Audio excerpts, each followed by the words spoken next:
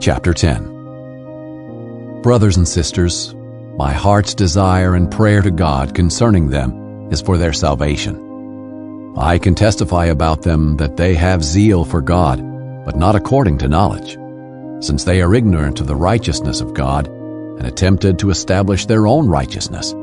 They have not submitted to God's righteousness. For Christ is the end of the law for righteousness to everyone who believes.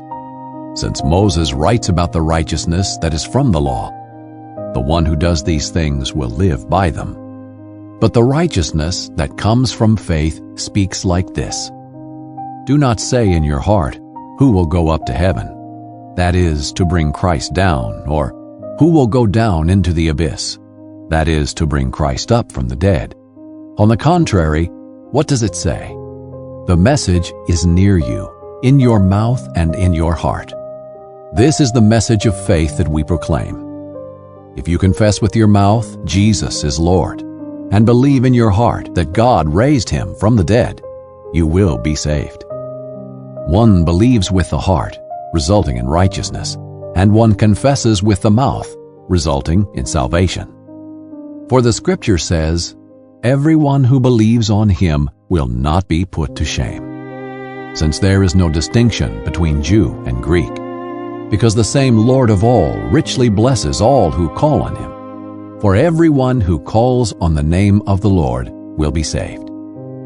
How then can they call on him they have not believed in?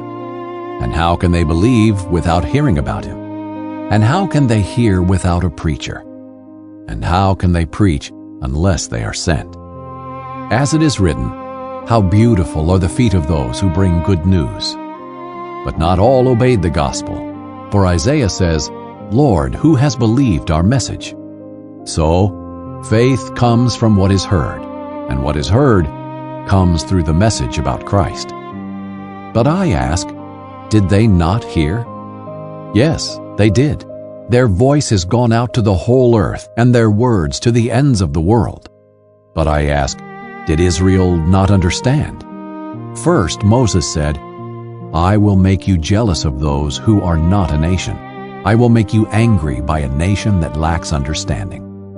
And Isaiah says boldly, "I was found by those who were not looking for me. I revealed myself to those who were not asking for me." But to Israel he says, "All day long I have held out my hands to a disobedient and defiant people."